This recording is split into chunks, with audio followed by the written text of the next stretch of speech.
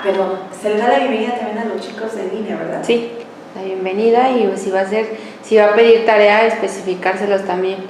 ¿Lo puedo hacer al ratito? ¿Al final? Sí. ¿Por qué? Ok. Y 3, 2, 1.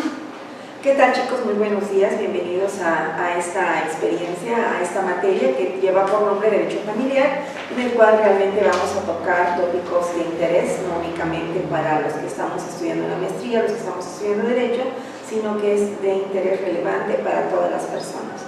Damos la bienvenida también a los chicos que nos siguen en línea y verán que al final de la clase ustedes van a tener, al igual que los chicos que lo toman presencial, van a tener la lista de actividades a desarrollar para que podamos obtener una calificación a lo largo de estas semanas. Bien, vamos a dar inicio, como bien se ve aquí en las diapositivas, la materia que vamos a estar trabajando en estos días es la materia que lleva por nombre Derecho Familiar. Bien, para hablar de Derecho Familiar, puede ser una situación que nosotros podemos identificar común. Al hablar de la familia, dices, pues finalmente todos tenemos familia, la familia ha existido siempre, pero cuando vamos a entrar a estudiar el derecho familiar, debemos de tener como base algunos elementos jurídicos, algunas cuestiones históricas que nos van a servir como fundamento, como pilar para entender realmente lo que es el día de hoy la familia. De entrada, les comento que debemos de olvidarnos de no estar abiertos a lo que son los diferentes tipos de familia el día de hoy. Se respeta la postura de cada uno de nosotros si queremos encuadrarnos dentro de lo que es una familia tradicional, adelante, pero eso no nos exime, ¿sí? Eso no nos exime de que nosotros tenemos que identificar los diferentes tipos de familia y las formas a través de las cuales se forman la familia. Bien, para hablar del derecho familiar, pues primeramente tenemos que empezar a hablar de la persona. Todos los que estamos aquí, todas las personas, estamos conviviendo dentro de una sociedad. Dices, ok, pero ¿qué es la persona? La persona, dice el Código Civil del Estado, y lo pueden consultar también ustedes con el Código Civil Federal y con cualquier autor de Derecho Civil, nos dice que la persona es todo ser o ente capaz de tener derechos y obligaciones. Esa es la persona, todo ser o ente capaz de tener derechos y obligaciones. Perfecto, pero para poder definirnos nosotros como personas, decimos, bueno, tenemos que identificar que la persona se tiene que clasificar. Ese concepto que acabo de mencionar, que la persona es todo ser o ente capaz de tener derechos y obligaciones, se va a dividir, se va a clasificar en dos sentidos. Se va a clasificar en persona física y se va a clasificar en persona moral. Ahora, ¿cómo podemos definir a la persona física? La persona física es todo ser nacido vivo o viable. Ahí está. La persona física, repito, es todo ser nacido vivo o viable. Aquí ya podemos empezar a hacer la diferencia. Persona, todo ser o ente capaz de tener derechos y obligaciones. La persona física, como los que estamos aquí, como los que nos están viendo, somos seres nacidos vivos o viables. Ahí está. Eso es la persona física. Y la persona moral es un ente. La persona moral, repito, es un ente con personalidad jurídica y patrimonio propio distinto al de sus componentes. Ok. Y ahora que tenemos ya esos tres conceptos, lo que es persona física y lo que es persona moral, ahora sí podemos entender cuál es esa diferencia que existe entre uno y otro. Que comúnmente, coloquialmente, al referirnos a nosotros nos decimos personas, es aceptado, pero nosotros que estamos estudiando una maestría debemos de identificar de manera clara y precisa estos tres conceptos. Persona, todo ser o ente capaz de tener derechos y obligaciones. Por eso dice o, es un ser o ente, capaz de tener derechos y obligaciones. Persona física, todo ser nacido vivo o viable.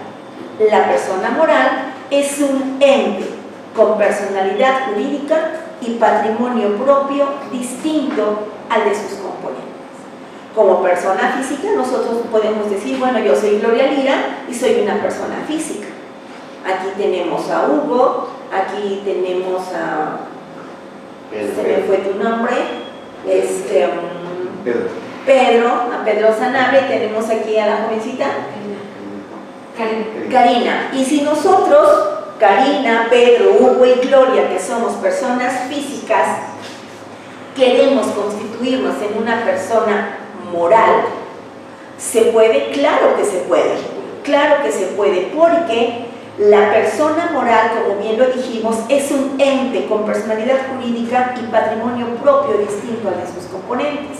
Y para hablar de la persona moral, debemos de hablar de esa teoría llamada teoría de la ficción, que nos dice que la persona moral por sí misma no existe, que requiere forzosamente de la existencia de la persona física para poder existir.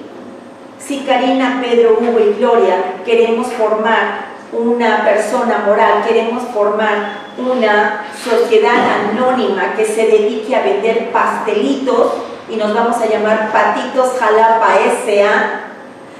A ver, tráiganme a Patitos Jalapa S.A. No se puede, porque Patitos Jalapa es una persona moral, es un ente con personalidad jurídica y patrimonio propio distinto al patrimonio que tiene Karina, distinto al patrimonio que tiene Pedro, distinto al patrimonio que tiene Hugo y distinto al patrimonio que tengo yo.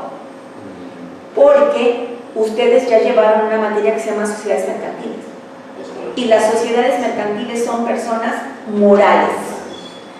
Dice el artículo 3 del Código de Comercio y el artículo 4 que se refiere a los comerciantes. Y por ahí también la Ley General de Sociedades Mercantiles nos dice que las sociedades mercantiles son personas morales. El Código Civil del Estado de Veracruz y el Código Civil Federal también nos dice que dentro de las personas morales vamos a encontrar a las sociedades mercantiles. ¿Sí? Eso lo dice. Nos dice que las sociedades que la persona moral son la federación, los estados, los municipios, las asociaciones, las sociedades mercantiles, los sindicatos, etc. Nos hace un listado el Código Civil. Y también la Ley General de Sociedades Mercantiles nos dice que dentro de los comerciantes, artículo 3 del Código de Comercio nos dice que son comerciantes las personas físicas legalmente facultadas para ello. Fracción 2, las sociedades mercantiles, que son personas morales. Fracción 3 nos dice también que son personas morales y son comerciantes las sociedades mercantiles extranjeras radicadas en nuestro país. Ahí está. Entonces, aquí, si se dan cuenta, dices, oye, ¿por qué traes a colación una cuestión de derecho mercantil? Porque el derecho civil es base. El derecho civil, repito, es la base, es la fuente, son las estructuras de todo el derecho. ¿Por qué? Porque el derecho lo crea el hombre, lo modifica el hombre, lo violenta el hombre. Y hace que se esté cambiando el derecho el propio hombre. Porque el hombre va adelante corriendo y atrás del hombre va el derecho. A ver, hombre, ahora qué estás haciendo para ver qué tengo que modificar y qué tengo que crear yo como derecho. El derecho siempre va a andar corriendo atrás de nosotros. ¿Sí? Entonces, regresando a este punto de la persona moral, si nosotros nos constituimos como Patitos Jalapa S.A. y que aquí hay que recordar, si ustedes ya vieron sociedades mercantiles, que hay dos tipos de sociedades que nos dice la Ley General de Sociedades Mercantiles que tienen que trabajar forzosamente con acciones. Una es la S.A. y la otra es la sociedad comandita por acciones. Y que las acciones son títulos de crédito.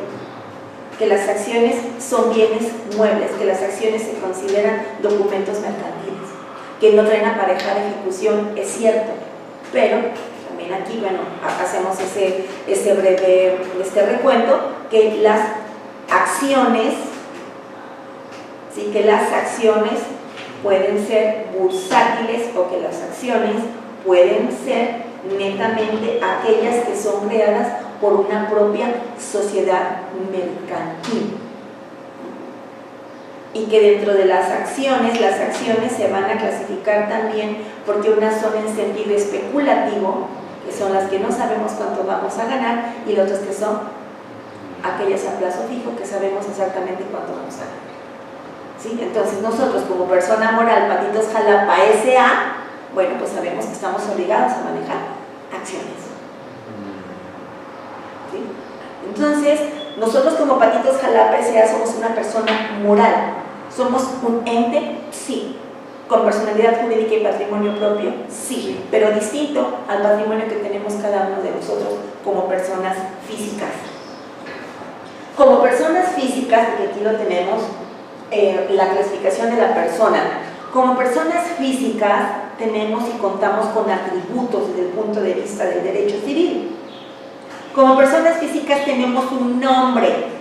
En efecto, todos tenemos derecho a un nombre, inclusive en materia internacional, en materia de derechos humanos, tenemos pactos y tratados internacionales, y es más, nuestra propia ley suprema, nuestra propia constitución, nos maneja que tenemos derecho a un nombre.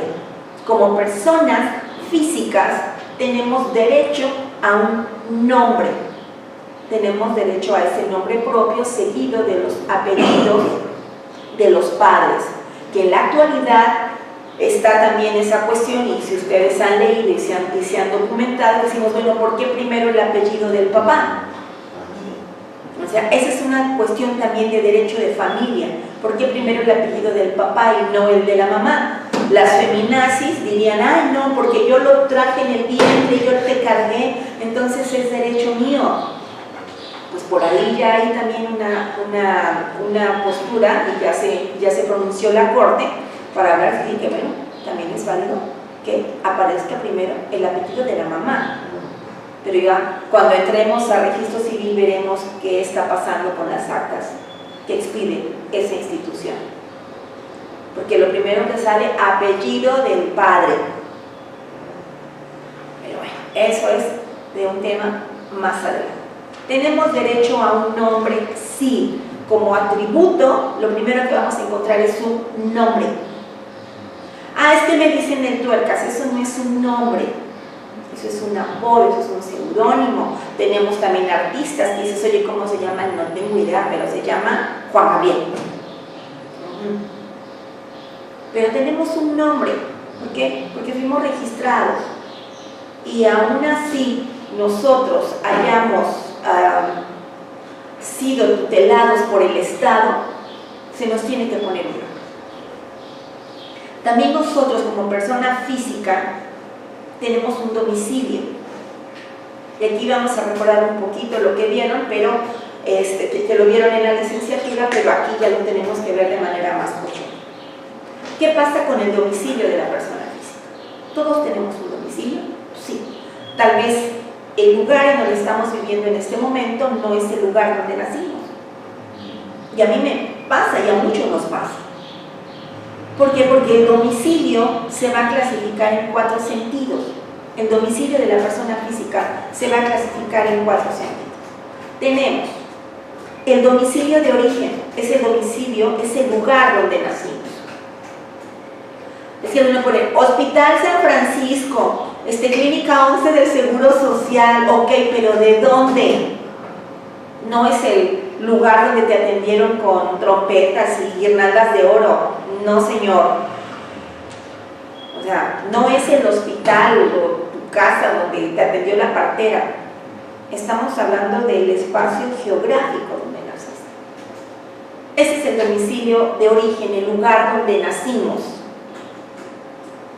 ¿Tenemos un domicilio real? Sí, el lugar donde estamos viviendo ahorita.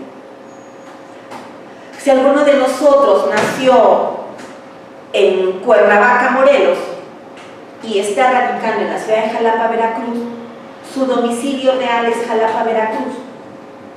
Es donde está radicando en este momento, independientemente del domicilio de origen. Cuando nosotros vamos a declarar o somos testigos, no sé si alguno de ustedes haya sido testigo en algo, o le tomen la declaración a alguien, o que nos hayan tomado la declaración, de entrada nombre completo, lugar donde nació, estamos hablando de un domicilio de origen. Actualmente, ¿cuál es su domicilio? Credencial de elector. Estamos en presencia de un domicilio de origen y de un domicilio real. Que a veces mi domicilio de origen es mi domicilio real. Pues qué padre, ¿no? Pero para los que hemos tenido necesidad de cambiar de domicilio, pues realmente a nosotros no nos afecta en nada. Tengo mi domicilio de origen, sí, pero tengo en ese momento un domicilio real.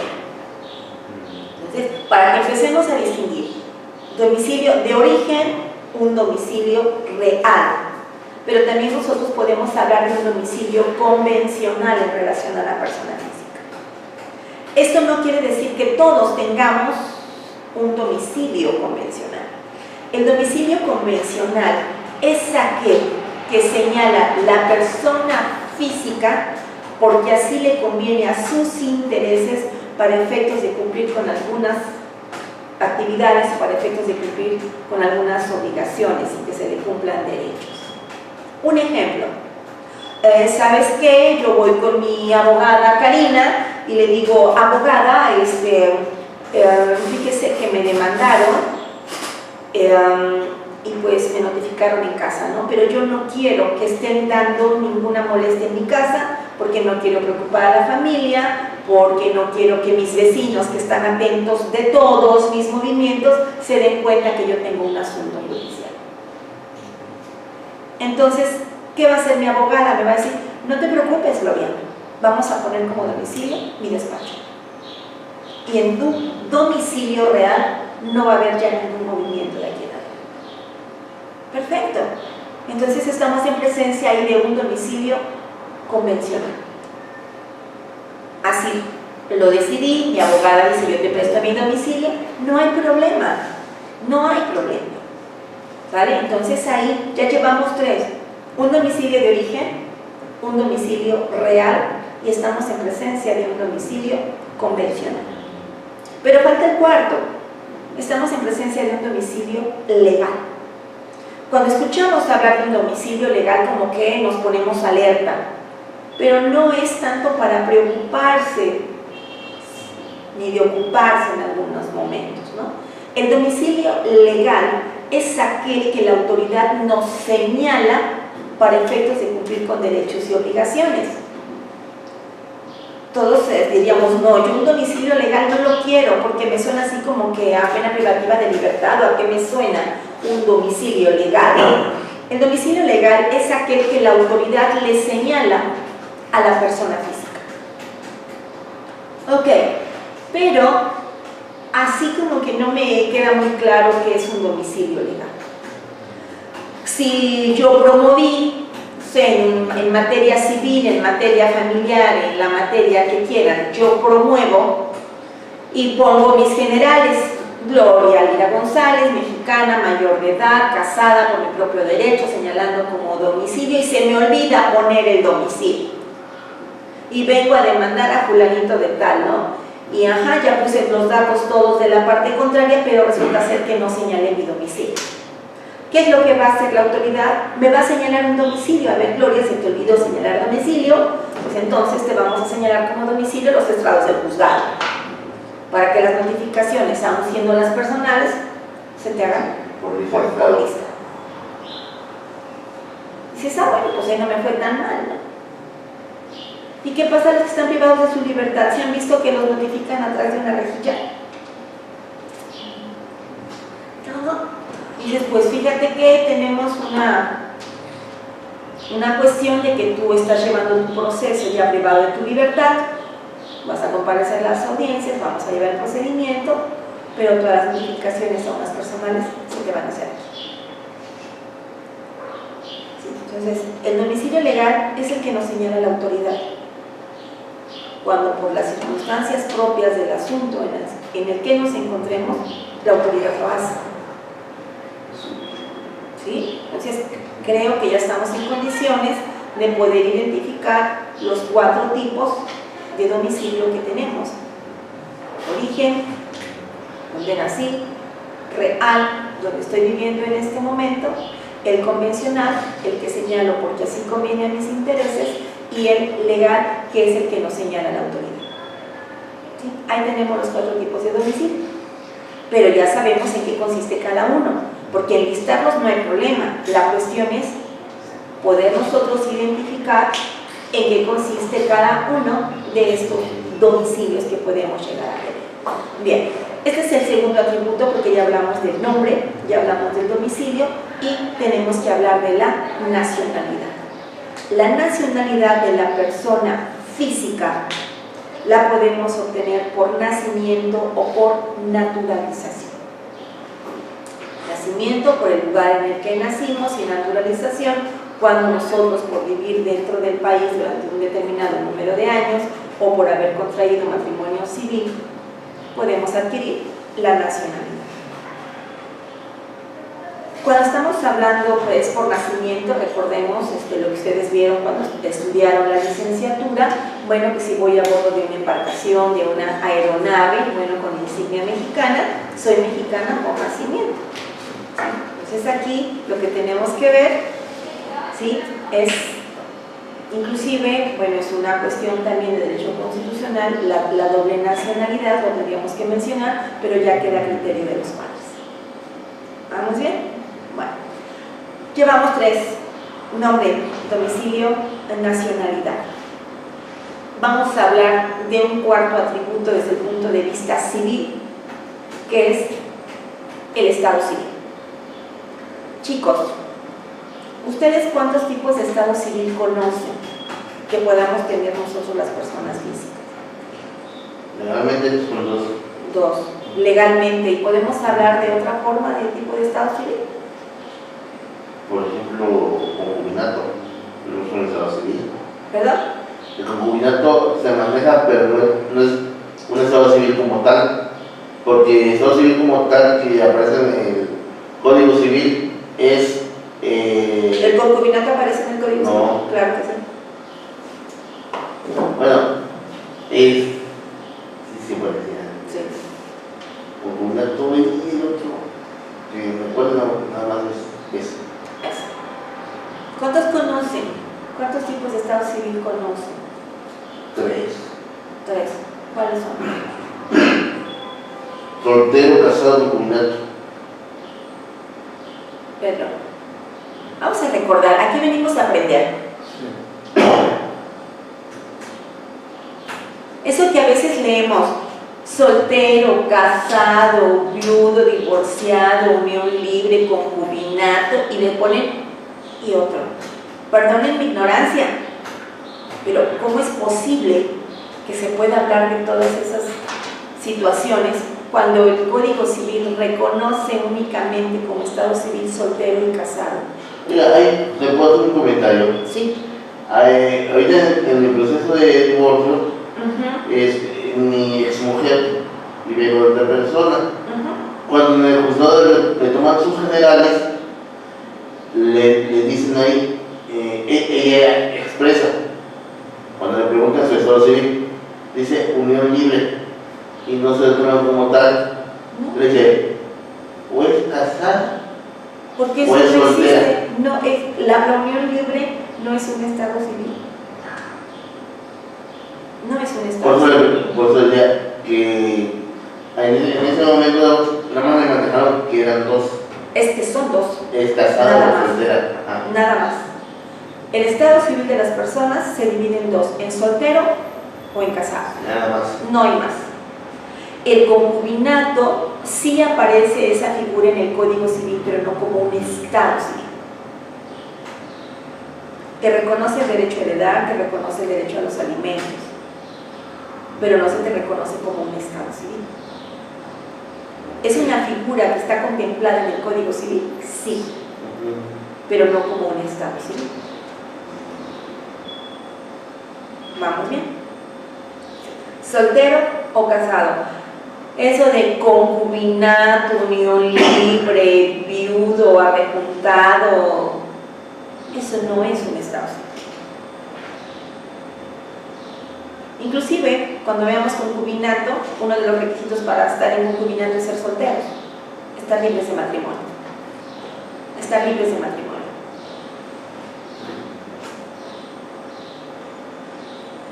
Porque aquí preguntaríamos, ¿no?, en el estado, ¿quiénes quieren vivir en unión, en concubinato? Porque la unión libre, bueno, pues ya nos juntamos el día de hoy, ya estamos en unión libre. Ajá, sí, pero el concubinato son 3 años. A partir de que nos juntamos, pues si llegara a sobrevenir un hijo antes de esos 3 años, pues no hay problema, estamos dentro del concubinato. Decimos, pero así como están las cosas, pues mejor no me caso, ¿no? Mejor me uno a la persona y todos felices y contentos. Es ok, pero no es pensar nada más en este momento de que no vamos a tener un documento, un acta de registro civil. Que quede claro. Y porque estamos estudiando el derecho civil, un acta de matrimonio civil no es amor, comprensión, tolerancia, respeto, fidelidad. No, señores. O sea, quien viva en esa nubecita rosa que se vaya bajando, eso no es un matrimonio civil. El matrimonio civil es una certeza jurídica nada más. Soy contractualista 100% y me mantengo y me sostengo en que el matrimonio es un contrato. Que no reúne todas las disposiciones de un contrato es cierto, pero si nosotros leemos a teóricos de vanguardia, te dicen que el matrimonio es un contrato.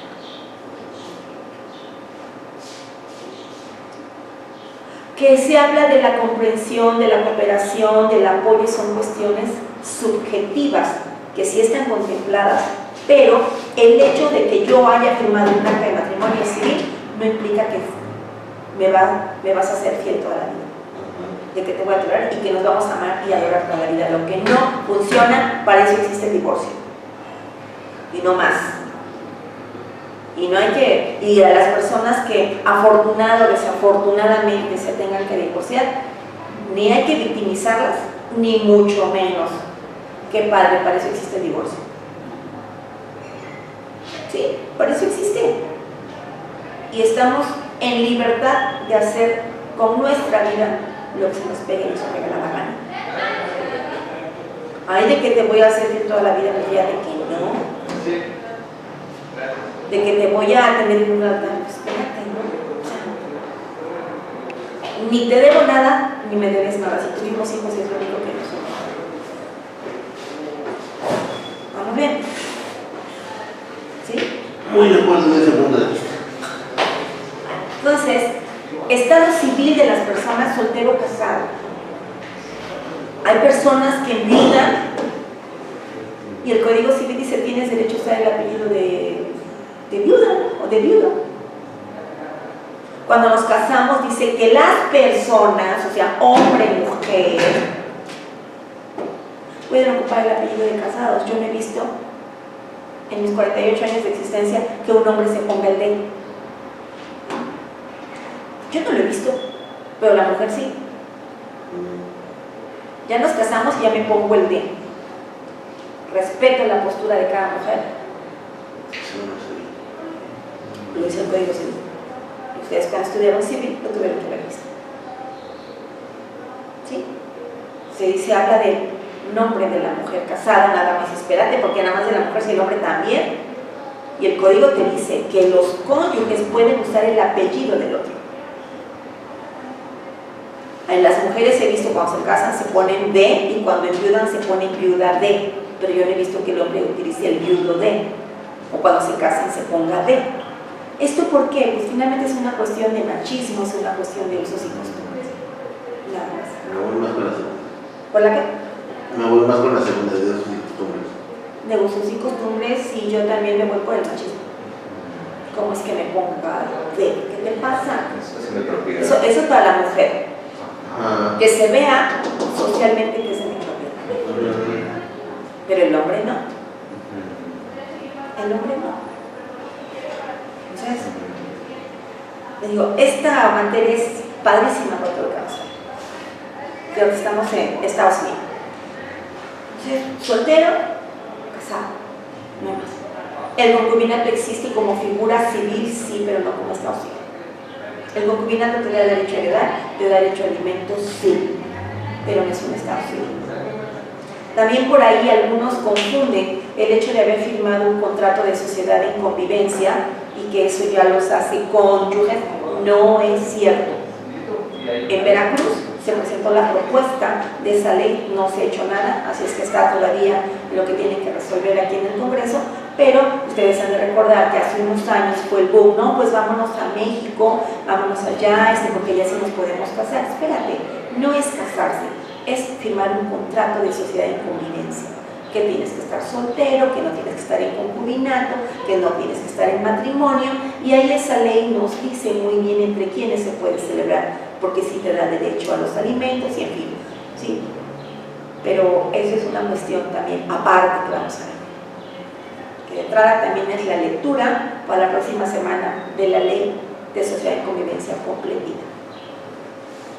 Esa es una tarea, leer la ley de sociedad en convivencia. Entonces, llevamos nombre, domicilio, nacionalidad, estado civil y vamos a hablar de la capacidad. La capacidad de la persona física se va a dividir en dos sentidos, una capacidad de goce y una capacidad de ejercicio. Ok, pero cuando estamos hablando de una capacidad de goce, recordemos lo que nos dice el Código Civil y recordemos lo que nos dice la teoría, que la capacidad de goce inclusive para el no nacido se puede disfrutar. Entonces, ¿cómo?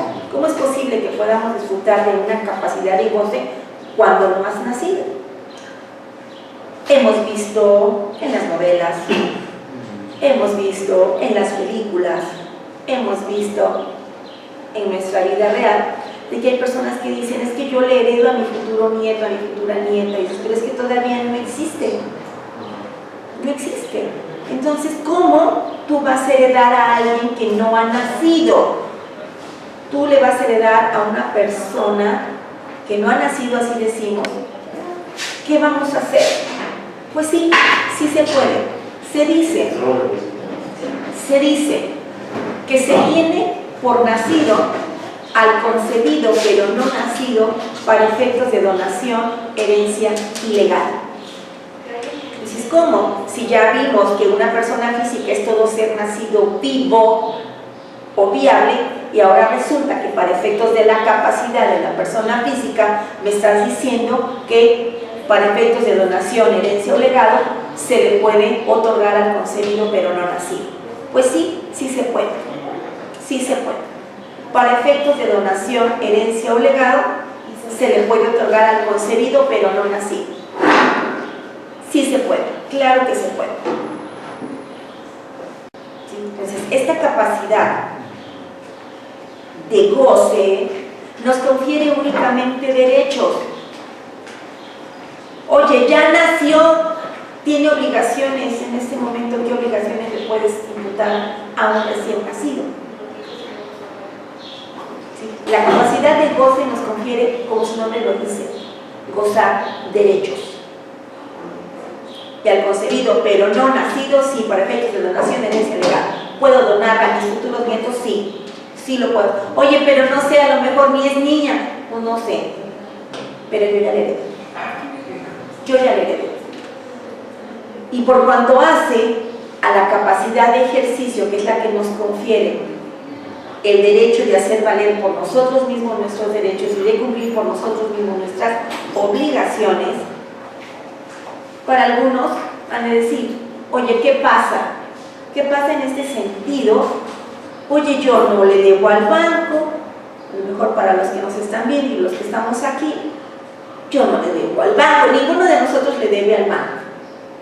No le debo al fisco, o sea, yo no tengo ninguna deuda. Es más, supongamos de manera hipotética que ni hijos tenemos. Dices, yo no tengo obligaciones. Un chico de secundaria, ¿qué obligaciones puede tener? Pues fíjense que sí Sí tenemos obligaciones de no hacer. Nuestras obligaciones no únicamente van a implicar un hacer, un pagar, un dar, un cumplir, no. Las obligaciones también se traducen en un no hacer, se traducen en un abstenerse, no únicamente son de hacer. Si yo me quiero parar afuera de Palacio de Gobierno del lado de Enríquez, ¿cuál es mi obligación? No estacionarme. Así es que obligaciones también son de no hacer, de abstenerse. El Código Penal en materia que les gusta, en homicidio, ¿qué te dice? Comete el delito de homicidio el que priva de la vida a otro. ¿Qué te está diciendo?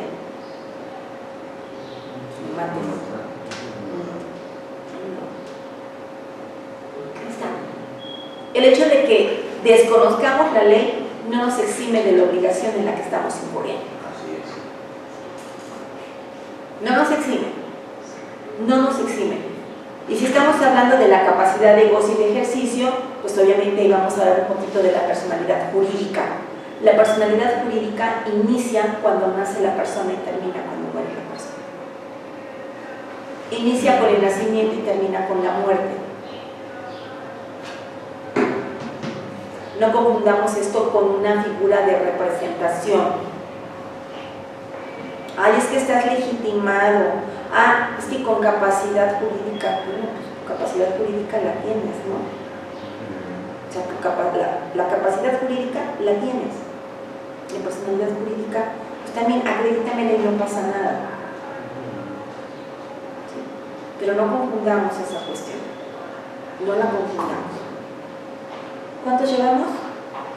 Nombre, domicilio, nacionalidad, estado civil, capacidad y pasamos a patrimonio. El patrimonio de las personas físicas, ¿ustedes cómo lo entenderían? O sea, aquí tenemos que lanzar esta pregunta. ¿Qué es el patrimonio de la persona física? Ya sabemos quiénes son las personas físicas. ¿Qué será el patrimonio? ¿Ustedes tienen patrimonio? Sí. Pues claro que todos quisiéramos tener más patrimonio, ¿no? Estar acumulando riqueza. Pues sí, porque es una necesidad y de alguna forma es una seguridad que yo acumule riqueza. O sea, quien diga que no, pues al menos lo necesario lo debe tener, ¿no? Claro. Porque hay otros que ni siquiera lo necesario tienen. Hay personas que ni siquiera cuentan con lo indispensable. ¿Sí? Entonces aquí debemos identificar cómo podemos definir el patrimonio de las personas físicas. ¿Qué será? A ver, activos, pasivos. Activos, pasivos, ajá, ¿qué más? Pues todo lo que constituye esa masa de bienes y deudas que están a cargo de nosotros. Masa, o sea, conjunto de masas de bienes y deudas que tenemos nosotros, sí. Ajá. Bien, Hugo. Puede ser, por ejemplo, en este momento yo tengo mi computadora como patrimonio. Ajá. El bastón, por ejemplo. Ajá. Me estás enlistando, pero ¿qué es el patrimonio? Pues, concuerdo con Pedro, puede ser, por ejemplo, la casa de mi patrimonio es mi casa. Eso, bien. Ajá. Me estás enlistando bienes, computadora, bastón, casa. ¿Cómo podrías definir el patrimonio? Todos los bienes que poseo. Los bienes que poseemos. Ok, bueno, pues ahí voy yo. El patrimonio es el conjunto de bienes, derechos y obligaciones. El patrimonio es el conjunto de bienes, derechos y obligaciones, dijeran por ahí algunos autores civilistas, ¿sí?, que podemos cuantificar. ¿Podemos cuantificar nuestras deudas? Sí. Sí. Sabemos cuánto le debemos a la tarjeta, sabemos cuánto le debemos a la del topper, cuánto le debemos a la del perfume. Nosotros podemos cuantificar nuestras deudas, sí.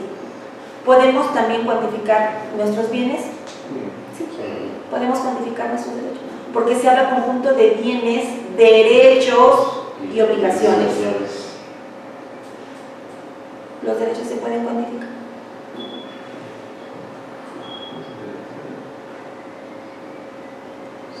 Sí. Un ejemplo.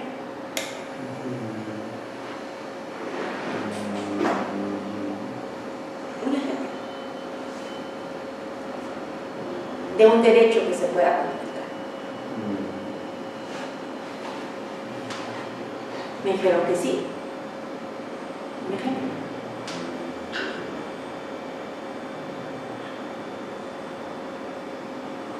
Derecho a los alimentos. El derecho alimentario se puede cuantificar. Claro, que para nosotros ahorita no aplican. Ajá. Derecho a la vida. No. Como patrimonio. Ah, no. No se puede cuantificar. Oigan, si yo tengo un seguro de vida,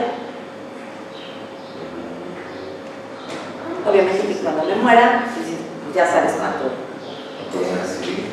Pero no es el derecho a la vida. Si yo tuviera Un seguro de vida. Ajá. O sea, tenemos también derechos que podemos cuantificar.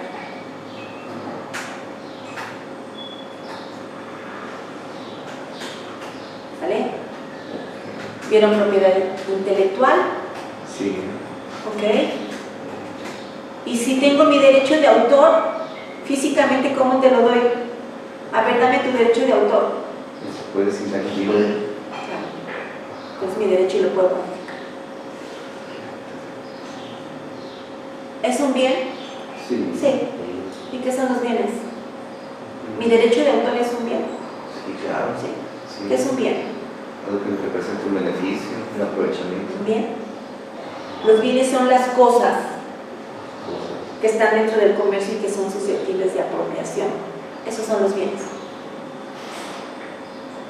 Y dentro de la clasificación de los bienes, que tenemos que por su naturaleza y por su movilidad son bienes muebles e inmuebles, y de ahí viene una gran clasificación de los bienes. Y tenemos bienes que no son susceptibles a los sentidos. Tenemos bienes intangibles. Y un bien intangible es el derecho de autor. Entonces, si es un bien y forma parte de mi patrimonio, sí, pero lo tengo como el derecho de autor. ¿Vale? Entonces, no sé si hasta aquí, chicos, tengamos alguna duda. Yo sí les pido, chicos, que cualquier duda me guarden dudas.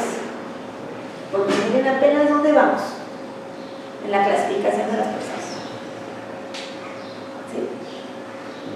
Entonces ya sabemos, persona física, todo ser nacido vivo viable, atributos, nombre, domicilio, nacionalidad, estado civil, capacidad y patrimonio. Obviamente con cada una de sus especificaciones, de sus clasificaciones. Y ahora vamos a pasar a la persona moral. La persona moral es un ente capaz de tener derechos y obligaciones. Es un ente, sí, con personalidad jurídica y patrimonio propio distinto a de sus componentes. ¿Recuerdan que nosotros sí vamos a conformar Patitos Jalapa S.A.? Bueno, pues Patitos Jalapa es una persona moral. Desde el punto de vista civil, refiriéndonos al nombre de las personas morales, se dice que estas van a tener un nombre, pero también se le conoce como una denominación o razón social. ¿Sí? A la persona moral dice, bueno, su nombre, bueno, denominación o razón social, es válido y es correcto manifestarlo de esa forma. Sí, no hay ningún problema, porque sabemos que atrás de esa persona moral hay personas físicas. ¿Sí? Las personas morales tienen domicilio, claro. Entonces, oye, aquí el domicilio real, el de origen. A ver, espérate, ¿no? El domicilio de las personas morales, de acuerdo al Código Civil. Oiga, una pregunta, es una pregunta. Ahí se reconoce el domicilio fiscal, ¿no? Para allá voy. Ah, ok. ¿sí? Pero se dice que cuando tú creas una persona moral, y ya sabemos todos los trámites y todos los requisitos para poder constituirse para ser una persona moral, ¿sí? Que tiene que ser protocolizado ante el público. Hola. Que tiene que ser así, con todos los requisitos, y que debemos de tener nuestra acta constitutiva, y que dentro del acta constitutiva nosotros debemos identificar cuál es el objeto social, cuál es el capital social y todos los puntos que lleva un acta constitutiva para una persona moral. Ahora, dentro de esa acta constitutiva de nosotros, Patitos Jalapa S.A., tenemos que señalar un domicilio, o sea, el domicilio en donde nos estamos constituyendo, no importa de dónde vengamos nosotros, sino es el domicilio donde vamos a constituir Patitos Jalapa S.A. Entonces nosotros nos constituimos en Enrique Sin Número, zona centro, ahí va a estar Patitos Jalapa, ¿no? Patitos Jalapa S.A. Pero vamos a tener sucursales, la matriz es Jalapa, y vamos a tener sucursales. Una la vamos a tener en Banderilla, otra la vamos a tener en Coatepec y otra la vamos a tener en Cardel. ¿Qué domicilio le ponemos a las sucursales? ¿El de Jalapa? No. Para personas morales no aplica así. Es que compré pasteles en Patitos Jalapa S.A. de Cardel y voy aquí al de Jalapa y dije, oye, es que no me surtieron. Jalapa me va a responder por el pedido que no me entregó Cardel. Claro que no. Si tienes que ir al de Cardel. Si tenemos que ejercitar acción, vamos en contra de Patitos Jalapa S.A. Pero quien no cumplió con entregar el pedido de pastelitos fue Cardel. O sea, nosotros vamos a tener el domicilio de la matriz, sí, pero también vamos a señalar el domicilio, si es que tenemos sucursales, el domicilio de las sucursales. Entonces, el Código Civil es muy claro en ese sentido. Si nos vamos al Código Fiscal, te dice, pues el domicilio que hayas señalado en tu acta constitutiva es tu domicilio fiscal. Yo como persona física tengo mi despacho y no he pagado impuestos. ¿Me puede caer el fisco? Claro que sí. ¿Me puede caer Hacienda? Claro que sí. ¿Y acaso dentro de mis atributos tengo un domicilio fiscal? Es el domicilio que yo señalé ante Hacienda, ante la Secretaría de Hacienda y Crédito Público, donde voy a ejercer mi actividad profesional.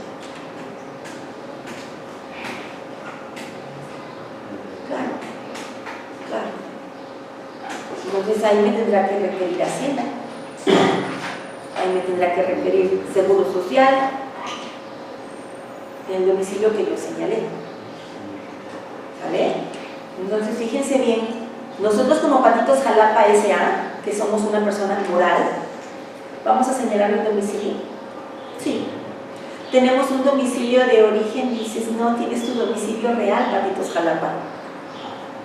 Y acuérdense que somos un ente. Somos un ente con personalidad jurídica y patrimonio propio distinto a nuestros componentes. O sea, a mí no importa quiénes seamos, somos Patitos Jalapa S.A. O sea, según entendí, se señala primero el domicilio real, pero también se menciona las sucursales que existen. Si hubiera, si no tenemos por qué ponerlo. Ok. Ustedes, bueno, si yo me estoy refiriendo a Patitos Jalapa, ya vieron sociedades mercantiles. Ya conocen todos los tipos de sociedades mercantiles. Y no son únicamente las que enlistan la Ley General de Sociedades Mercantiles por esos primeros artículos, hay muchísimas más. No son 6 ni 9, son muchísimas más los tipos de sociedades mercantiles. Entonces, uno de los requisitos a cubrir es tener un domicilio. Porque si no señalamos domicilio, no nos podemos constituir como persona moral. Aquí no aplica lo de, ay, se me olvidó ponerle domicilio. Pues no te preocupes, yo te enseño los estados del juzgado. Aquí no podemos omitir ese dato. Entonces, vamos a poner el domicilio en donde nos estamos constituyendo. Oye, que fíjate que estamos rentando y nos cambiamos. Entonces, tenemos que hacer esa aclaración, notificar a quién. No, te tengo que señalar.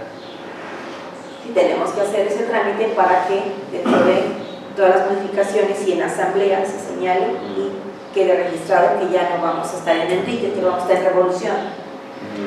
¿Vale? Entonces, ¿tenemos domicilio? Sí. Pero aquí, ojo, el real y el de origen, no, espérate. Es el domicilio donde tú te has constituido. Por eso su nombre lo dice, persona moral. Te has constituido en una persona moral. ¿Podemos tener un domicilio convencional como persona moral? ¿Se podrá tener un domicilio convencional? Pedro dice que sí. ¿Los demás? ¿Creen que como Patitos Jalapa podamos tener un domicilio convencional? Sí. Sí, claro, claro que se puede. Claro que se puede, lo podemos señalar sin ningún problema.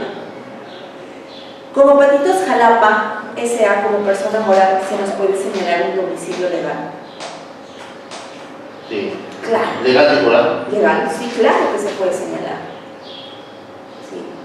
Oigan, y si estamos hablando de personas morales, ¿la persona moral tiene goza de derechos humanos? Sí. Hugo dice que sí. La pregunta va para todos. Acuérdense que venimos a aprender aquí. ¿La persona moral tiene derechos humanos? La persona moral es un ente con personalidad jurídica y patrimonio propio distinto de sus componentes. Ya vimos quién es una persona física. Estamos en este momento hablando de la persona moral. Entonces, también hay que preguntarnos, ¿la persona moral goza de derechos humanos?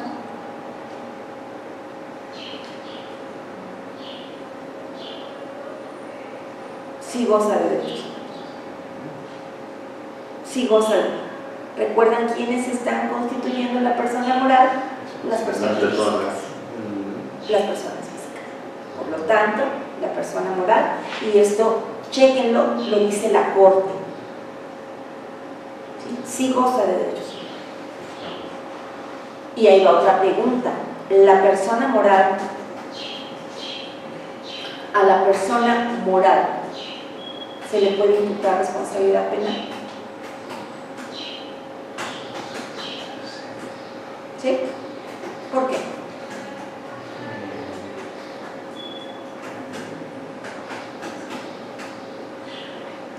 Esto es lo importante y eso es lo atractivo ya de cuando uno disfruta el derecho. O sea, ¿por qué? Dice, pues yo de entrada diría derechos humanos, pues si la persona moral no es una persona física, pues no goza de derechos humanos. No, sí goza de derechos humanos porque está conformada por personas físicas. Por personas. Así es. Entonces ahora, Patitos Jalapa S.A., la persona moral puede ser denunciada y puede ser enjuiciada la persona moral.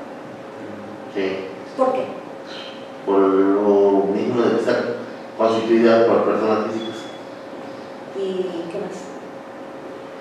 Y esas personas físicas responden por los hechos, por los actos. Todas. Ajá. Resulta ser que Gloria Elvira defraudó y van todos ustedes conmigo. Van a ir a la cárcel todos conmigo. Porque somos Patitos Jalapa S.A. Porque somos un ente.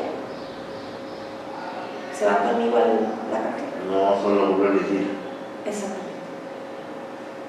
Para esas cuestiones es quien haya cometido el ilícito. Porque antes para todo, órale, el administrador.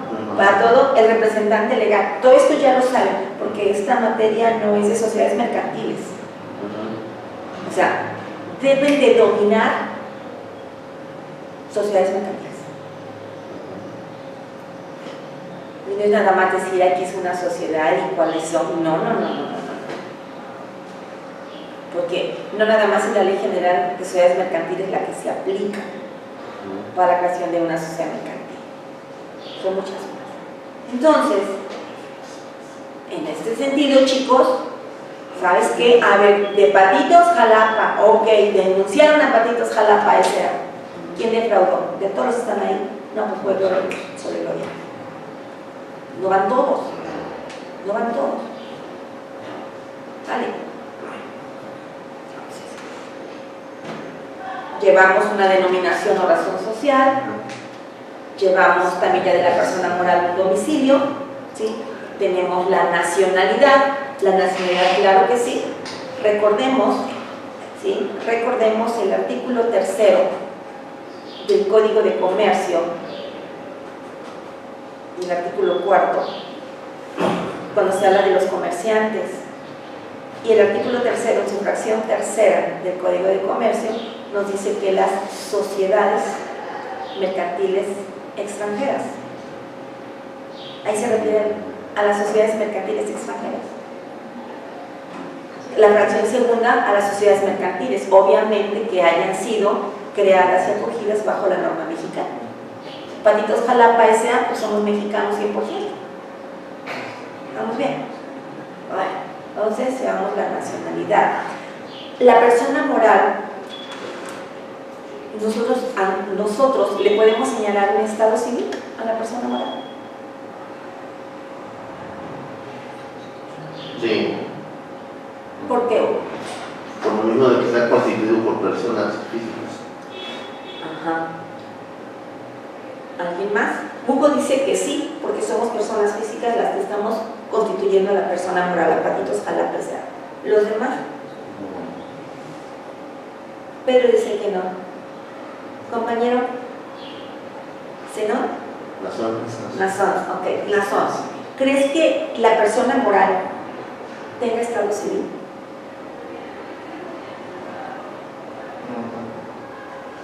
Pues la persona moral no tiene estado civil. El estado civil es específico de las personas físicas. ¿Vale? Que si bien es cierto que todos somos Patitos Jalapa S.A., pero Patitos Jalapa no tiene estado civil. ¿Vale? Patitos Jalapa no tiene estado civil. Patitos Jalapa tendrá capacidad. ¿Se dan cuenta? Vamos así, todos los de persona física, los de persona moral. Ya vimos que es la capacidad de goce, capacidad de ejercicio. La persona moral, Patitos Jalapa S.A., ¿tiene capacidad? ¿Qué tipo de capacidad tiene? ¿O tiene las dos? Nosotros hablamos de capacidad de goce y de capacidad de ejercicio de la persona física. Entonces, ¿cómo aplica para la persona moral? Yo digo que las dos. Hugo dice tanto capacidad de goce como capacidad de ejercicio. ¿Ustedes?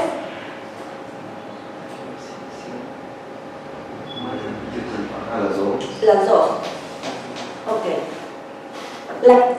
La capacidad de goce para la persona moral vimos que inclusive hasta antes de nacer, ¿no? Puede disfrutar para efectos de donación, herencia legal. Porque la capacidad de goce implica derechos. Y la capacidad de ejercicio la vamos a adquirir a partir de los 18 años. Desde el punto de vista civil, que en materia laboral te habla del menor de edad trabajador, pero hay dos rangos, de mayor de 14 pero menor de 16 y mayor de 16 pero menor de 18. Pero en materia civil, ¿en qué momento puedes hacer valer tu capacidad de ejercicio? Para las personas físicas, ¿a partir de qué momento podemos disfrutar de nuestra capacidad de ejercicio? A partir de los 18 años. A partir de los 18. ¿Cómo?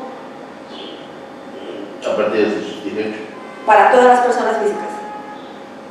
Pero siempre que no estén impedidas y que requieran algún tutor. Claro, siempre y cuando no tengan una discapacidad. Y es correcto decir discapacidad. La ONU ya se ha pronunciado porque ven que era un problema de personas con capacidades distintas, personas con capacidades diferentes, o sea, como que los traían de un lado para otro. No, es discapacidad. Es discapacidad. O sea, salvo que tengan una discapacidad que les impida hacer valer sus derechos y cumplir con sus obligaciones. De otra forma, estamos en pleno uso y goce de nuestra facultad de ejercicio.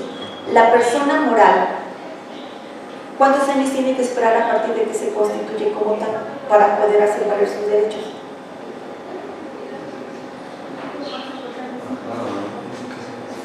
¿Ah? Desde que se constituye. Desde que se constituye.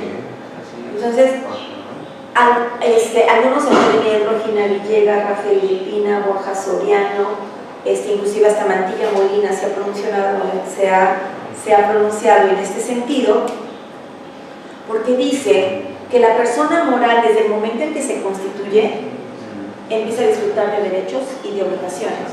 No es como nosotros, la persona física, ya naciste, o todavía no has nacido, tienes derecho, o sea, tienes que, puedes recibir donación, herencia, legado, sí. Oye, pero como eres un menor de edad, pues espérate, no puedes actuar por ti mismo, necesitas la figura de la representación. No, para la persona moral se dice que desde el momento en que se está constituyendo, desde el momento en que nosotros nos estamos constituyendo como Patitos Jalapa S.A., desde ese momento empezamos a disfrutar de nuestros derechos, pero también tenemos que empezar a cumplir con las obligaciones contra ellos.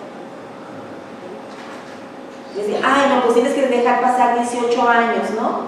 Para que puedas hacer valer tus derechos por ti mismo y cumplir con tus obligaciones. No. Desde el momento en que nos constituimos lo podemos hacer, pero también que nos quede claro que desde el momento en que nos hemos constituido como una persona moral, forzosamente necesitamos de la figura de la representación. A Patitos Jalapa, pues alguno de nosotros lo va a representar.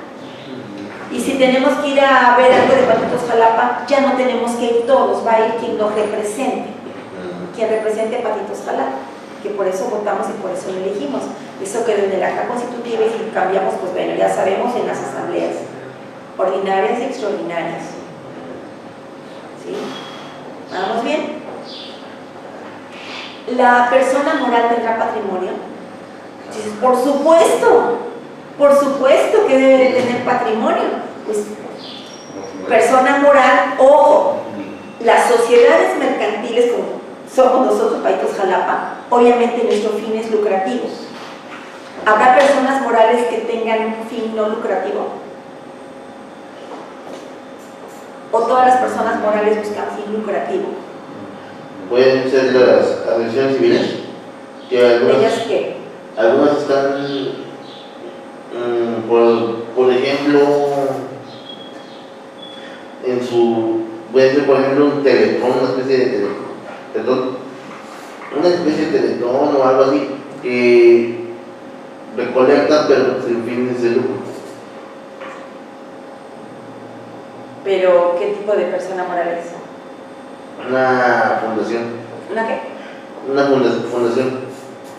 Las fundaciones son no lucrativas, las asociaciones civiles son no lucrativas.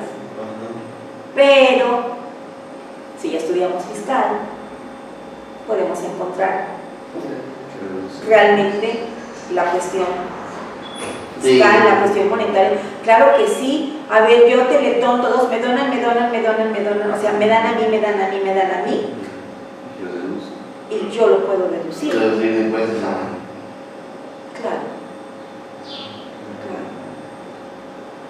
O sea, fiscalmente le podemos dar cuadratura al triángulo, y aunque no, o sea, aclaro, lo estoy viendo desde el punto de vista jurídico, es una forma también de evadir impuestos. Que si bien es cierto que el Estado tiene deficiencias, en el sentido que ustedes quieran, porque ahorita no estamos en teoría política, y no cumple con la satisfacción de las necesidades de su población, y una de ellas es atención médica, hablando del Teletón. Pero eso no quiere decir sí, que nosotros, la población, le estemos otorgando recursos a fundaciones y asociaciones civiles de empresarios para hacerlos más ricos. Que es muy padre el fin que se tiene, sí, desde la cuestión social, desde la cuestión clínica, médica, biológica, fisioterapéutica, de rehabilitación, sí, pero no perdamos la cuestión jurídica. O sea, estas fundaciones, ¿qué es lo que hacen? Que el Estado se obligue un poquito, bastantito de lo que es su obligación, porque tenemos derecho a eso. ¿Sí? Entonces sí se puede. tipo de fundaciones y asociaciones civiles me podrá dar un comprobante fiscal de que yo le doné? Sí. Sí. Y las donaciones al 100% se deducen. Entonces, venga a nosotros tu reino en materia fiscal para poder trabajar con estas personas morales, para poder trabajar. ¿Sí? Y si ustedes vieron sociedades mercantiles, perdón, ustedes tuvieron que haber, para efectos de lavado de dinero, tuvieron que haber visto el GAFI, tuvieron que haber visto los 126 países, todas esas cuestiones y cómo podemos lavar dinero a través de sociedades mercantiles. Claro, claro, ¿cómo lo podemos hacer? Sí, socios obligacionistas, bienvenidos. ¿En dónde funcionan los socios obligacionistas? ¿Para qué funcionan? ¿A qué tienen derecho? ¿Y a qué estamos obligados los demás? Es más, los socios obligacionistas no pueden hacer que nuestra propia sociedad puede venir de otro lado. ¿Qué pasa con el bono de fundador de hasta 10%, ¿no? Por 10 años? Eso lo vieron en sociedades mercantiles. Entonces, ¿podemos manejar dinerito? ¿Sí? Podemos manejar dinerito. Pero no perdamos la cuestión de la familia, de la persona. Los socios son personas físicas que se nos pueden morir y que tienen derecho a heredar y que tienen familia. Vean, todo es bien interesante. Aquí es donde realmente uno se sienta a desmenuzar, a buscar y encontrar cada elemento de una figura jurídica. ¿Sí? O sea, esto es súper interesante. Entonces, la persona moral tiene capacidad, claro, y desde el momento en que se constituye tiene derechos y responde por obligaciones. La persona moral. La persona moral tiene patrimonio. Sí, dice, si no, pues ¿con qué arrancamos? Claro, es el conjunto de bienes, derechos y obligaciones que podemos cuantificar. Pero ojo, por eso se dice un patrimonio distinto al de sus componentes. Lo que tengamos dentro de la persona moral, eso no es de que ay, vengo ya porque es mío, no, espérate, es de Patitos Jalapa ese acto. No es tuyo como persona física, es de la persona moral. Y si ustedes vieron, me estaban comentando sociedades mercantiles, pues saben cómo se constituye un capital social.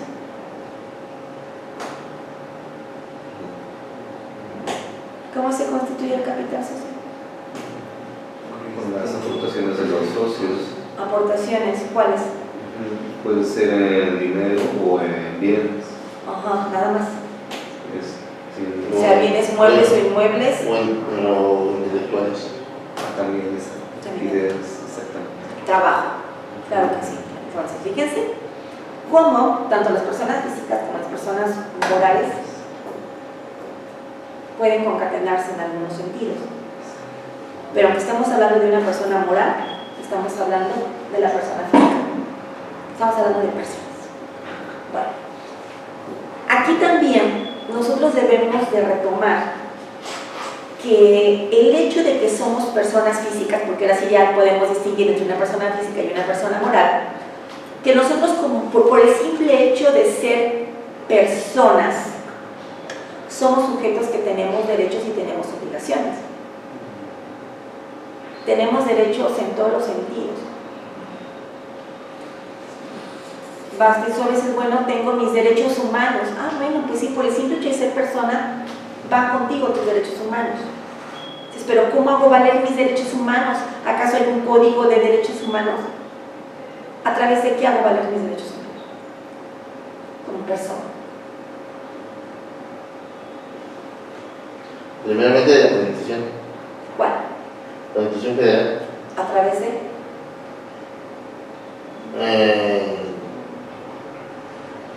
Más bien, Hugo. Artículos 21 al 29 que... Del 21 al 29. Ajá. ¿Por qué? Ahí es donde... Bueno, el principal es el artículo primero constitucional. O sea, que hay jerarquía. digamos que es ¿Hay jerarquía? por decirlo así, ¿Por qué?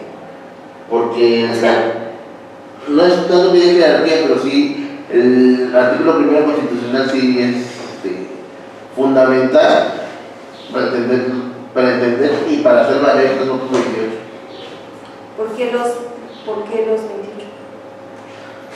Porque del 1 al 29 son derechos humanos. No.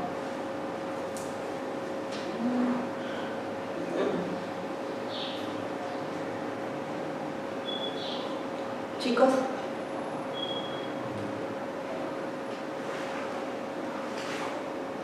Bueno, el primero constitucional refiere que es la norma suprema y al mismo tiempo reconoce que en materia de derechos humanos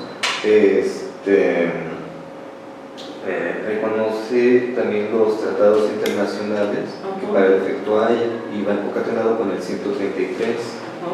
Bien. Ok, los dos coinciden en que en la Constitución, fíjense, la Constitución Federal, como ley suprema, Carta Magna, como le quieran decir, es correcto. Esta ley suprema tiene 136 artículos, independientemente de los transitorios del 1 al 29, vamos a encontrar consagrados los derechos fundamentales, no los derechos humanos, los derechos fundamentales, que hace muchos, pero muchos años se nos enseñaba como garantías individuales. A ustedes ya no les tocó. A mí sí.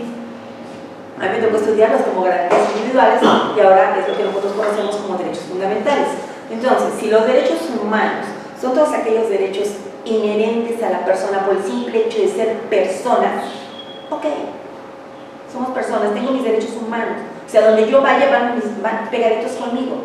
Pero esos derechos humanos en México, ¿cómo los puedo hacer valer? A través de la Constitución Federal. ¿Sí? A través de mis derechos fundamentales. Los derechos fundamentales los encontramos del 1 al 29 y algunos dicen no, algunos constitucionalistas dicen que hasta 31, porque están dentro de la parte dogmática de la Constitución, porque a mi parecer del 30 al 136 es la parte orgánica, es la forma en que funciona el Estado mexicano. ¿Hasta aquí vamos bien? ¿Vamos claros? Bueno, ahora, si ya sé que como persona tengo derechos humanos y los puedo hacer valer a través de mis derechos fundamentales, por ahí nos decían, es que la ley suprema, por encima de esta no hay nada, pero podemos hablar en materia internacional, de los tratados internacionales. Ya no aplica esta cuestión de la pirámide de la supremacía constitucional. ¿Se acuerdan? Cuando ustedes estudiaron, tuvieron que haber estudiado a Kelsen. Ustedes estudiaron la famosa pirámide de la supremacía constitucional, que te decía, hasta la cúspide, la Constitución, y por encima de la Constitución, nada. Entonces, ahora, la nueva corriente de los constitucionalistas te habla de la pirámide invertida.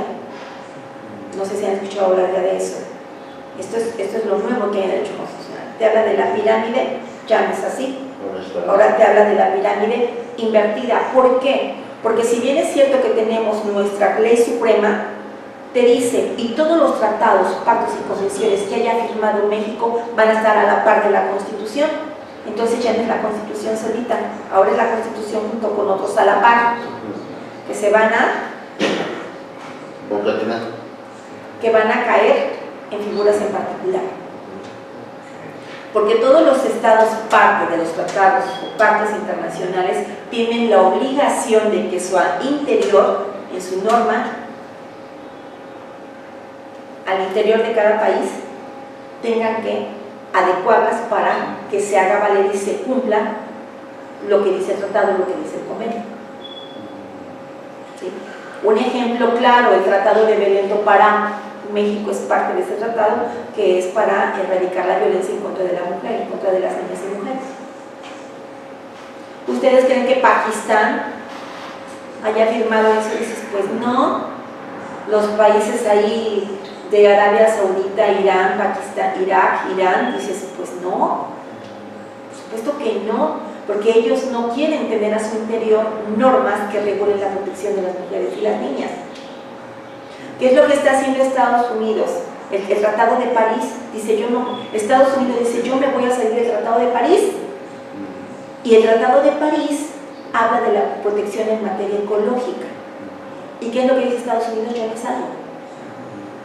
Entonces yo no tengo por qué tener a mi interior leyes que procuren la protección al medio ambiente. México forma parte, bueno, sí ve que tenemos el derecho ecológico y tenemos la Secretaría, o sea, de alguna u otra forma lo hace. Y podemos tener todas las leyes, pero sin embargo, de tener una sociedad tan poco educada que no debes de tirar basura en la calle. Hay todo, sí, el cambio climático, ajá, y todo lo que sale de las alcantarillas es el cambio climático. No, eso es porque tú lo desechas en la calle. Eso no es el cambio climático. Discúlpame, pero perdóname. Es tu accionar de manera equivocada, persona sucia, cochina, ¿sí? Y que cuando ocurre una desgracia, cuando ocurren estos acontecimientos, sí, la culpa del gobierno. O sea, reconozcamos realmente cuáles son nuestras faltas. ¿Sí? Entonces, aquí, por eso es que, les comento esto de la famosa pirámide invertida. Ya no podemos hablar de la supremacía constitucional de esa pirámide kelsiana, ya ha sido rebasado. Eso que ustedes estudiaron ya quedó rebasado, tómenlo como una cuestión histórica, como una fuente histórica. Ya no existe. O sea, ahora se ve al revés. Te digo que ahora las nuevas corrientes constitucionalistas, la nueva corriente constitucionalista te habla de la pirámide invertida, que está la Constitución y todos los tratados que el país haya firmado, y que México tiene la obligación de procurar las leyes que se tengan que crear, modificar, para que se pueda dar cumplimiento al pacto o al tratado que se ha firmado.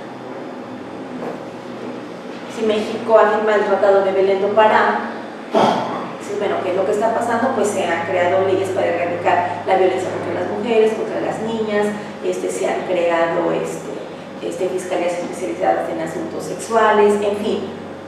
Pero por ahí alguien me decía, ¿pero por qué nada más de la mujer? Porque el hombre también es violentado, sí. Jamás y en ningún momento se ha negado que se violente al hombre. Porque algunos me decían por ahí, ¿eres feminista? En el sentido estricto del feminismo, sí, en sentido estricto, no en sentido subjetivo, en un feminismo mal entendido, de que de todo la culpa la tiene el hombre.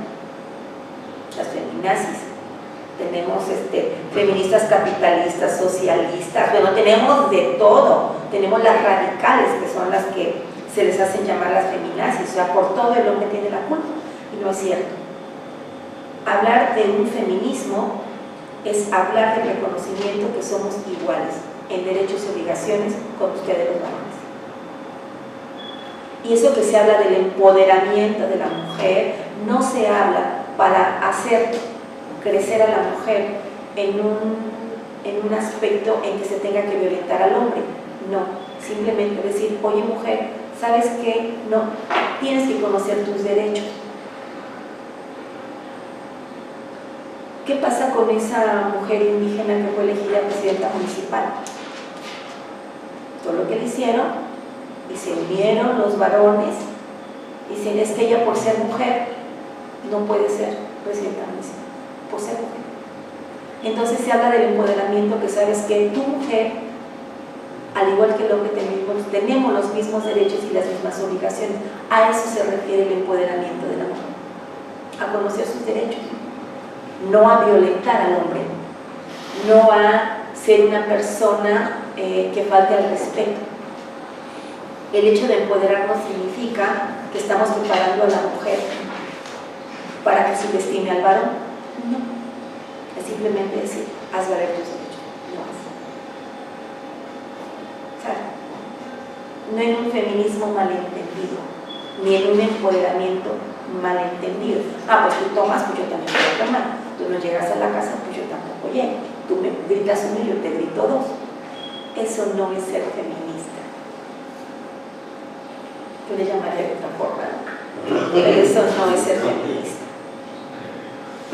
¿Sí? Eso de que digan, ah, no, bueno, ustedes deben de saber la historia. Bueno, porque a la mujer no, tú vete del lado de la pared. ¿Sí saben por qué es eso? Y yo me voy del lado donde pasan los coches. Porque antiguamente las casas altas, bueno, los techos a veces las maderas tendían a desprenderse. Y al que le caía lo mataba, pero a los que iban caminando pegadito a la pared. Ay, mira qué caballeroso. Bueno, si tú supieras la historia de que la mujer tiene que ir al lado de la pared. Y decía, pues no, pues yo mejor me voy del lado donde pasan los coches. Y dices, no, pues con el espejo te pasan a traer, ¿no? Es una cuestión histórica también. Es una cuestión histórica. ¿Sí? Todo es tan hermoso dentro del derecho civil y la cuestión familiar, la cuestión de género. ¿Sí? Pero aclaro, si nosotros estamos aquí como estudiosos del derecho, no vamos a entender un feminismo mal encaminado ni un empoderamiento mal entendido, sino lo que es nada más. ¿Sí? El hecho, o sea, feminista, reconocer que estamos en igualdad de derechos y en igualdad de obligaciones, nada más. No en faltas de respeto, no en falta de valores, es una competencia. ¿Sí? Eso no es el feminismo y tampoco el machismo, porque el simple hecho de que eres mi esposa, de que eres mi esposo, no soy de tu propiedad. ¿Vale? Ay, me haces el favor de cuidar a la niña, me haces el favor, que nada más es tuya, es mía también, es mi responsabilidad. Tu hija, ¿cuándo es tu hija? ¿Cuándo es mía y cuándo es nuestra? Acláramelo, ¿no? Es que tu hija está así porque tú la maleducaste. ¿Y tú dónde has estado para educarla? Entonces, a mí no me vengas con ese discurso barato. Es que te aprendió tus modos. ¿Con quién convive? Conmigo. Es que es igualita a ti. ¿Con quién convive? ¿Quién le educa? Si tú no te pareces, no te metes. Esto es de los dos, no nada más de uno. Tú no nada más eres proveedor o proveedora. Se educa y se forma con los dos. Y si no estás, para mí no me vengas a decir que le eduque como a ti te educan. ¿Estamos? Desde ahí para formar a la persona. Entonces, nosotros como personas que tenemos nuestros derechos humanos, que los hacemos valer a través de nuestros derechos fundamentales, ¿sí? Vivimos en una sociedad que nos impone reglas. Aquí en la escuela nos imponen reglas. En casa, para los que somos padres de familia, ponemos reglas. Que en el trabajo o nos ponen reglas o imponemos reglas. O sea, en todo, en la cuestión social, en todos lados nos imponen reglas. Y la cuestión jurídica no es la excepción. No es la excepción. Entonces, aquí, oigan chicos, ¿a qué hora sale una recesión? No sé qué hora sea. Perdón. Apenas van, son 10:59. Seguimos, bueno. Nosotros, por el simple hecho de ser personas físicas o morales, tenemos derechos y obligaciones. Pero aquí al hablar de la persona física, ¿sí? Nosotros, como bien lo decíamos, nos desenvolvemos en una sociedad que nos impone reglas morales, familiares, religiosas para los que profesan una religión, jurídicas, en fin, en todos lados nos vamos a encontrar con reglas. Bueno, entonces, aquí el derecho está escrito. Si nosotros con nuestra acción u omisión violentamos lo que dice la norma, pues se nos va a sancionar. No hay de otra, no hay de otra. Bueno, entonces, si lo que está establecido en la norma es ese supuesto, es esa hipótesis jurídica, esa hipótesis normativa, nosotros con nuestras acciones o excepciones podemos actualizarlo. Podemos actualizarlo. Y si nosotros hemos actualizado lo que dice la norma, lo que dice la ley escrita, bueno, que entonces vamos a tener consecuencias jurídicas. Y esas consecuencias jurídicas se traducen en derechos y se traducen en obligaciones para nosotros como personas. ¿Y por qué voy a todo esto? El hecho de que nazca una persona,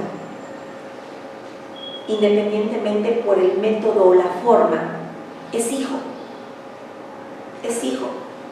Y por lo tanto tiene una familia. Porque, o sea, ¿por qué decimos, oye, independientemente del método o la forma? Sí, ya no es la cuestión de que padre, madre y engendramos y hay que parir al chamaco. No, no, esa ya no es la única forma de ser padres o de ser madres. Pero independientemente de esa forma, hay familia. Hay familia. A lo mejor yo soy una mujer con preferencia sexual distinta y quiero formar una familia con otra mujer.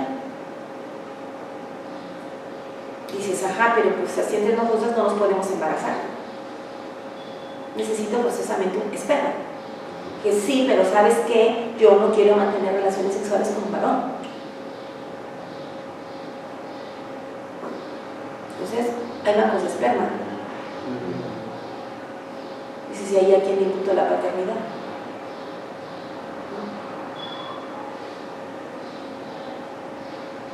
Dices, bueno, ok, queremos adoptar, es una función biológica, pero formamos una familia.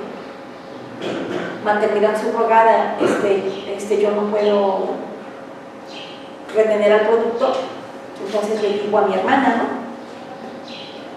Oye, es mi óvulo con el esperma de mi pareja, se fecunda y te lo ponen. Maternidad subrogada. Contrato, porque bueno, eso también es otra cuestión muy interesante para estudiar dentro del derecho civil, dentro del derecho de familia. Ya me lo dice, pues es mi hijo, ¿no? Formamos una familia. O sea, ¿cuántas formas habrá de ser padre, de ser madre y de formar una familia? Al hablar de familia, en ese momento, es un tanto, para algunas personas tradicionalistas, complicado, ¿no?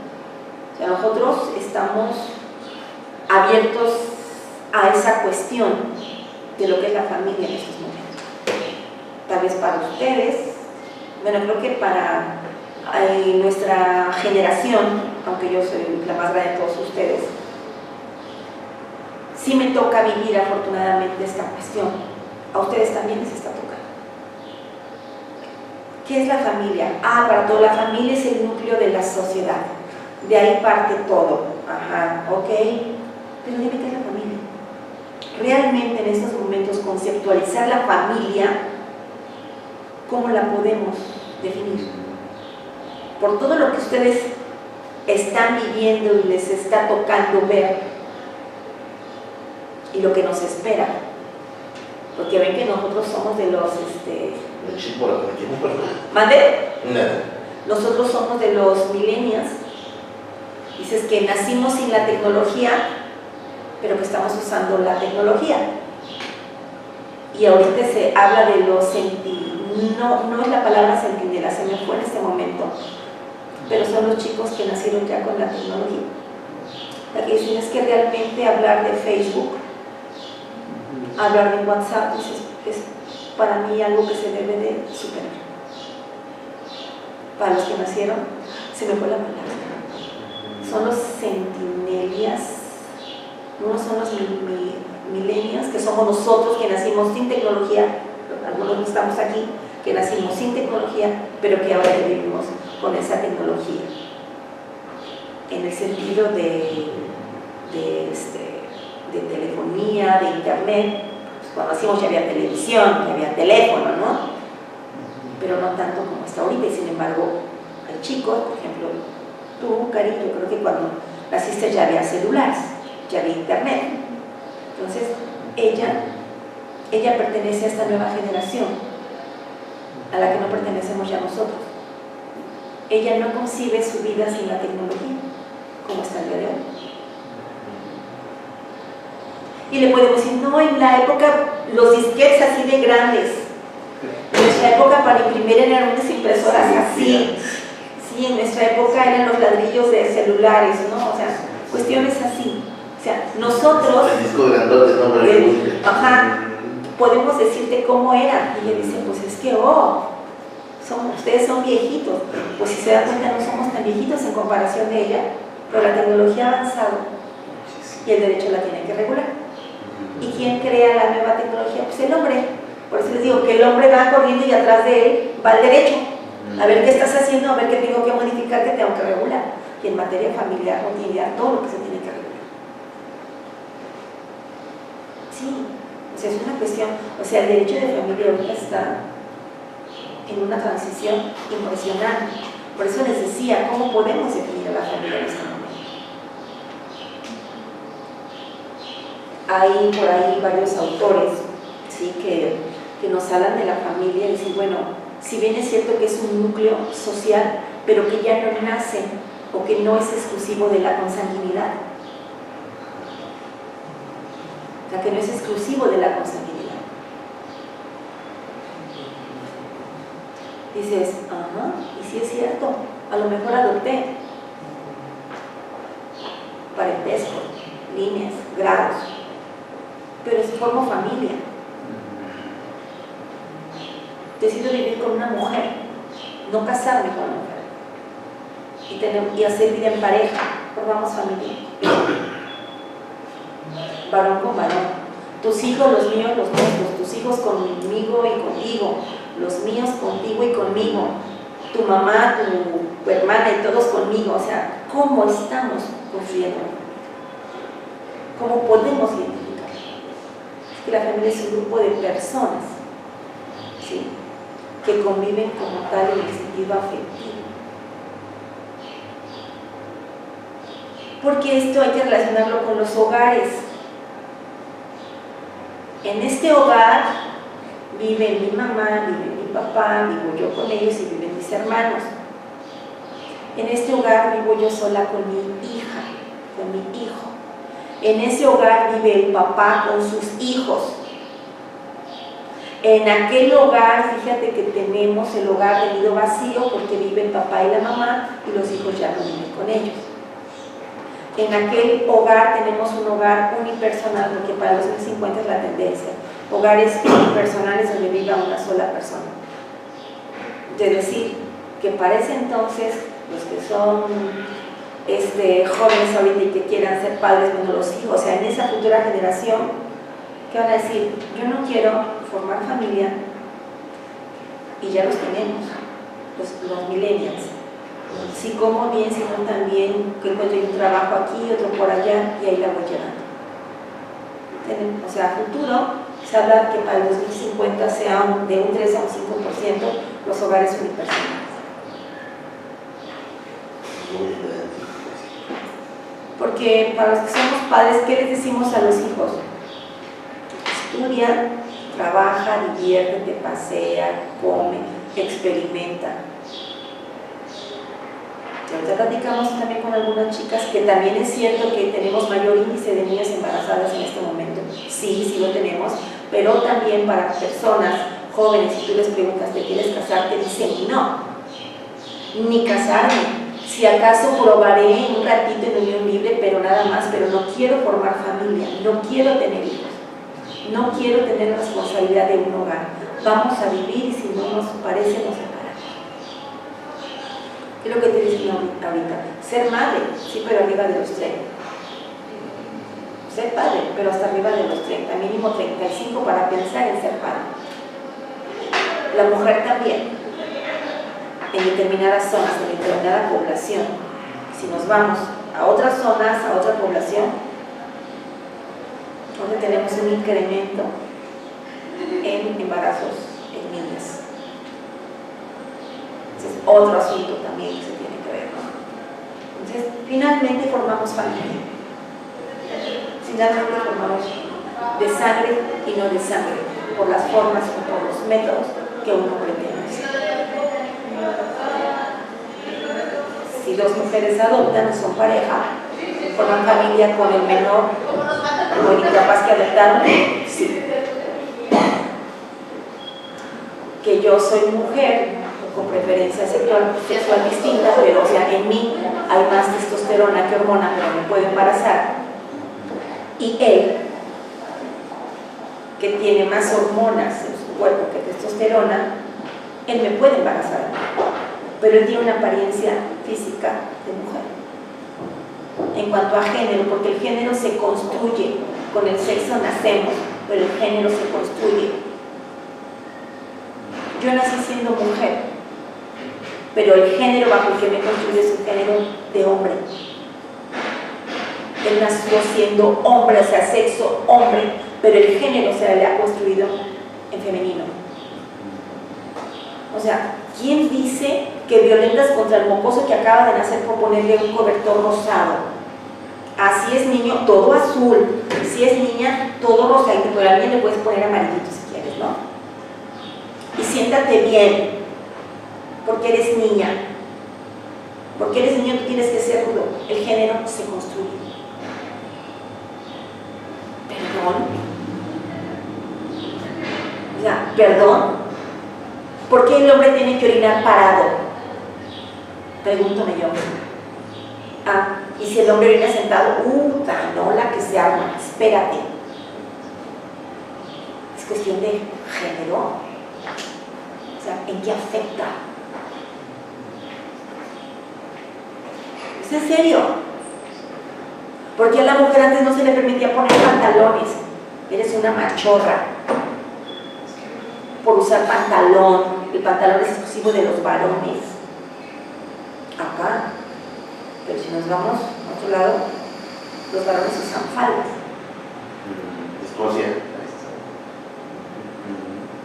O sea, el género se construye. Tú como eres niña, ahí están tus muñequitas, ahí están tus cazuelitas, ahí está tu bebé. Ah, pero si la ves jugando con carros, quítaselos. Se vuelve una machorra. Que la niña quiere jugar canicas, que la niña quiere jugar fútbol, no. Si el niño quiere jugar con una muñeca, se la quita. ¿Por qué? ¿Por qué carajo le quita al niño una muñeca para jugar? ¿Por qué a la niña le quitas un carrito para jugar? Ah, pero como es niña, entonces la idea que le vendemos es que tiene que tener el carro bonito para que quien la voltee a ver, o el carro de Ken. Señores, ya lo que estamos construyendo. Ay, como eres niña, te tengo que pegar todos los moños para que parezcas arbolito de Navidad. Y si la niña quiere traer el cabello corto, no, porque pareces niño. Que el niño quiere traer las estampitas pegadas en la libreta, no, tú no, porque eres niño.